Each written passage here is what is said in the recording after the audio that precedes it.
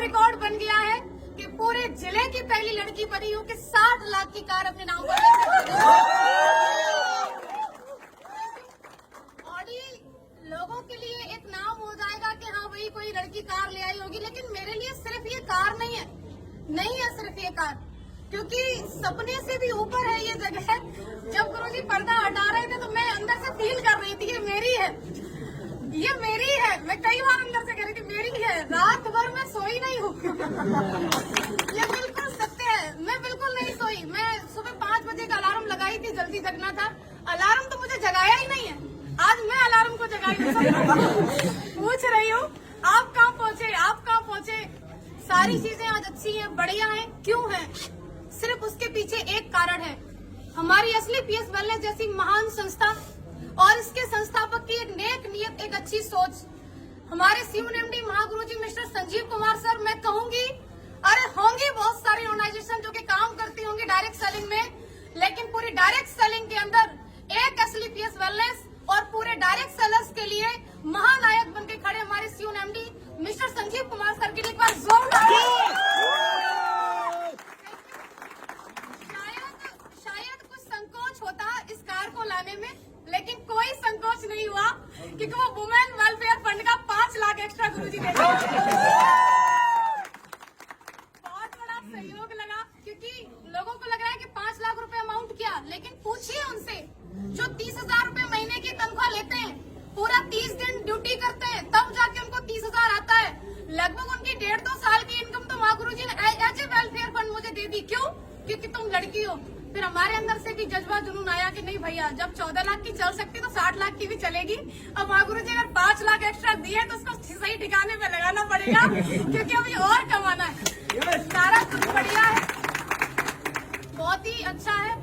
मैं जो बोलना चाह रही थी शायद मैं बोल ही नहीं पा रही हूँ, क्योंकि खुशी का कोई ठिकाना नहीं है। आज माँ गुरुजी पहली बार ये कह रहे बोलिए, नहीं तो हर बार ये होता है कम बोलिए। अभी आपके बाद और भी खड़े हैं और उनको बोलने दीजिए। लेकिन ये अवसर भी असली पीएस वेलनेस में तब आता है, मागुरु जी एक बात बोलते हैं, मैं मागुरु जी की बात को रिपीट कर रही हूँ यहाँ पर, कि हम सभी किस्मत वाले तो हैं क्योंकि हम सबको सेम प्लेटफॉर्म मिल गया है, लेकिन हर वो व्यक्ति सफल नहीं होगा जो ज्वाइन कर लिया। क्यों? कि किस्मत वाले सभी हैं लेकिन सेम मेहनत नहीं करते। किस्मत से प्लेटफॉर्म मिल गया है, अगर हम मेहनत करते रहेंगे तो हम यहाँ तक जरूर आएंगे। किस्मत वाले हम बन चुके हैं, अब बारी है मेहनत वाले बनने के लिए। तो क्या आप लोग तैयार हैं? अगर आप तैयार हैं तो मैं आपसे कहना चाहती हूँ कि यदि आपने असली पीएस जैसी महान संस्था को ज्वाइन कर ही लिया है, और स्पेशली मैं गर्ल से ये बात कहना चाहती हूँ कि यदि आप AWPL के अंदर ज्वाइन हो ही चुके हैं तो 3 से 4 साल तक आप मन लगा करके, एकाग्र होकर के, पापा कहें, मम्मी कहें, रिश्तेदार कहें, गांव वाले कहें, कोई फर्क नहीं, हमें वो करना है जो हमें दिखाई दे रहा है। क्यों? क्योंकि वो लोग अपनी जगह पे सही हैं। मेरे पापा ने कभी पढ़ाई के लिए नहीं रोका, मैं आपके सामने खड़ी हूँ। एक भाई एक बहन है हम। जिस स्कूल में मेरे भाई को पढ़ाया, आज मैं पहली बार ये बात बोल रही हूँ, जिस स्कूल में मेरे भाई पढ़े हैं, हम 2 प्राइवेट स्कूल में पढ़े, बल्कि पिताजी किसान है। पिताजी गुंजाइश नहीं थी कि हमें बस से भेजे, लेकिन एक साथ पढ़ाया। हमेशा मेरे पिताजी एक बात बोला करते थे बचपन में कि तुम दोनों मेरे लिए बराबर हो, मेरे लिए ज्योति सौरभ दोनों बराबर हैं। आप मुझे बताइए, बेटी हर कोई नहीं चाहता, उसका कारण भी बेटियां बनती है ना, कि वो शादी के बाद बोलती है अब तो मैं यहाँ आ गई हूँ, अब तो मेरा यही परिवार है, अब तो जो मैं कमाऊंगी वहाँ देंगी। कौन बाप चाहेगा मेरे घर में बेटी पैदा हो? क्योंकि एक तो इसको पढ़ा लिखा के बड़ा करो, कमाने लायक बनाओ, और उसके बाद तो ये तो चली और ये वहाँ जाके कमा के देगी, कौन चाहेगा? लेकिन मुझे ऐसा लगता है कि हर उस बेटी को चाहेगा, हर एक बाप जो उसी के यहाँ पर कमाने लायक बने और उसको कमा करके भी दे और उसको ला करके खड़ा करे ऑडी के शोरूम में, पापा ये गाड़ी तो आप ही की है। और ये हम सब बन सकते हैं, कोई एक नहीं, सिर्फ एक ज्योति यादव नहीं, नेवर, हर कोई बन सकता है। क्योंकि मैंने किसी को देख करके सपना बनाया, वो किसी कोई और नहीं थे, मेरे अप्लायंस थे। आपका भी किसी न किसी को देख करके सपना बन रहा हो, तो जब सपना बन ही रहा है उसे साकार करने के लिए हमारे पास एक ग्रेट प्लेटफॉर्म है ही है, ग्रेट मेंटरशिप है ही है। उसके बाद मैं उन लोगों से कहना चाह रही हूँ कि जो लोग आज असली पीएस में ज्वाइन है और कहीं न कहीं है, सुन तो रहे होंगे आप, ये बात तो क्लियर है, और जो अभी मन बना रहे हैं, आप लोग देखते बहुत हो, ये आपकी बहुत कमी है कि आप सिर्फ देखते ही रहते हो। अगर आप देख रहे हो तो मैं कहूंगी डिसीजन लीजिए, और अगर डिसीजन ले लिया है तो 3 से 4 साल तक मन लगा करके आप काम कीजिए।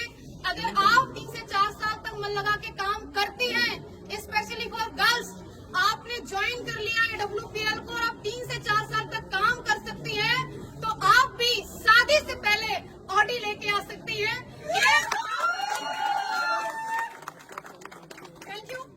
अगर हमें चाहिए तो हमें काम करना होगा, हमें यहाँ पर मन लगा के लगे रहना होगा। और आज मुझे अवसर मिला है मेरे अप्लायंस को भी सुनने का। मैंने बहुत बोल लिया तो शायद मैं सब कुछ नहीं कहने वाली थी, और मैं रियली थैंक्स करना चाहूंगी अगेन सभी मेंटर्स का, SLPS वेलनेस का, रिजल्ट ओरिएंटेड प्रोडक्ट का, क्योंकि अगर प्रोडक्ट इतने अच्छे नहीं होते तो मैं किसी को एक बार दे सकती थी लेकिन दोबारा कभी डिमांड नहीं होती। लेकिन प्रोडक्ट इतने यूनिक, मैं दी एक को लेकिन 10 से डिमांड आई, रिजल्ट की वजह से आई। और सबसे बड़ा धन्यवाद आप सभी लोगों का, क्योंकि आम दिन को आप सभी ने खास बना दिया अपनी मौजूदगी दर्ज करावा करके। क्योंकि लखनऊ के अंदर लास्ट में बात छूट रही थी, गुरुजी कह दो क्या, मुसीबतें रियली में बहुत आती हैं। जो लोग मुसीबतों का पल्लू पकड़ के बैठे रहते हैं वो घर ही रहते हैं। जो लोग औरतों के लिए बात बोलते हैं कि अगर ऐसे ही हो तो चूड़ियां पहन के बैठ जाओ, उनके लिए मैं ये बात कहना चाहती हूँ, चूड़ियां सिर्फ औरतों के हाथ में नहीं होती, कई सारे मर्द जिनके हाथ में दिखती नहीं है लेकिन होती है। चूड़ियां किस बात की? चूड़ियां उनके परिवार के बंधन की बताते हैं, चूड़ियां उनके नाम की बताते हैं। अरे मेरी रेपुटेशन का काम नहीं, चूड़ियां उनकी नौकरी की बताते हैं। ये सब चूड़ियां हैं और क्या। आपको एक 50,000 की इनकम से कोई व्यक्ति 100 करोड़ का बिजनेस प्लान दे रहा है और आप कह रहे हो नहीं हमारे पास तो परेशानी है, हमारे पास तो मरने का टाइम नहीं है, हर जगह मुसीबत है। ये गाड़ी आपको क्या लग रहा है ऐसे ही आ गई? नहीं, लड़के होके गाड़ी ले आए कैसे? मेरे साथ ही हुआ। मेरा लोन बिल्कुल क्लियर, बुजुर्ग है वो जिन्होंने मेरा लास्ट में आके कैंसिल किया, मैं बता रही हूँ आपको। गुरुजी अगली साल उनका रिटायरमेंट है, BOI में है वो। फाइल हमारी पहुंची क्योंकि 50 लाख वाला जो ऐसे ना वो दूसरी बैंक होती है वहाँ रेफर किया जाता है।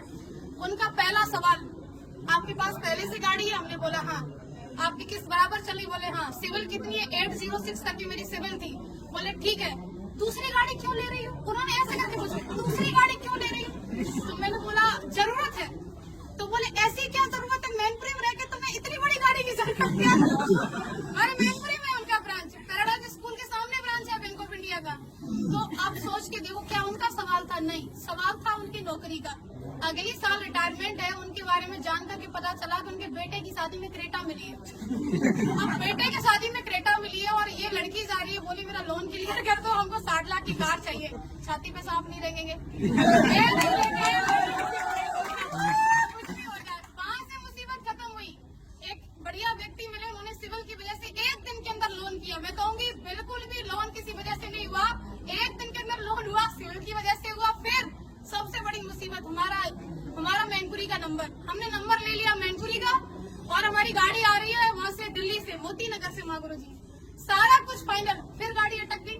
हमने बोला ये आना नहीं चाहती है क्या? 50,000 रूपए पूरे एक्स्ट्रा क्यों लगे? सिर्फ इस बात पे कि हमें फिर वहाँ से नहीं, उन्होंने बोला मैनपुरी में डिलीवरी नहीं दे सकते, आप एटा तक ले लो। हम क्यों लेने एटा की गाड़ी, तो अपनी मैनपुरी की लेने मैनपुरी वाले। तो मेन और मेन, आपको ऐसा लग रहा है कोई व्यक्ति सफल होके खड़ा है तो आसानी से खड़ा है, आपको समस्याएं आ रही है उसको कोई नहीं आएंगी। भैया हर चीज में समस्या है, यहाँ तक कि पैसा होते हुए जब आप गाड़ी लेने को खड़े हो, आपकी मर्जी है, गाड़ी की मर्जी की मैं आ रही हूँ, बीच वाला बोला क्यों ले रहे हो?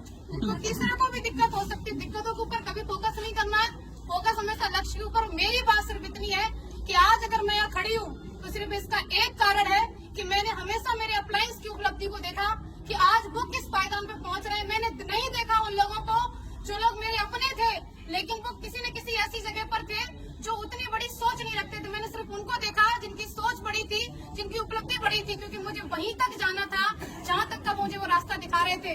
तो आपको भी हमेशा अपने अप्लायंस के लिए देखना है, क्योंकि मैंने देखा तो आज मैं खड़ी हूँ और आप लोग आए उसके लिए आपका अगेन बहुत बहुत शुक्रिया। Thank you so much.